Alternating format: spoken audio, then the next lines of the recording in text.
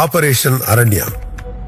పుట్టిన కొమ్మల్ని నేలకే ఇస్తాను, గెలిచిన ఊళ్ళని నీ పేర రాస్తాను. అడవి తల్లే నాకు గుణమనిచ్చింది, ఆపదొస్తే నేను గణమనవుతాను అని తన సినిమాలోని మాటను నిజం చేసి చూపించారు జనసేనాని. దశాబ్దాలుగా అడవిని ఆక్రమించి ఫామ్ హౌసులు కట్టుకొని రోడ్లు వేసుకున్న అక్రమార్కులపైన ఉక్కుపాదం మోపి అడవిని ఆక్రమణ నుంచి కాపాడారు మన సేనాని.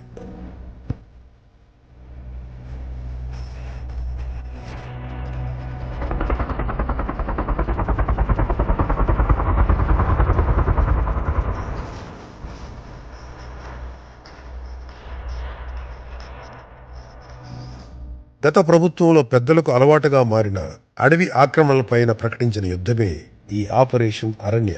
అన్ని శాఖలను సమన్వయం చేస్తూ ఒక్కొక్కటిగా తప్పుల్ని సరిచేస్తున్నారు.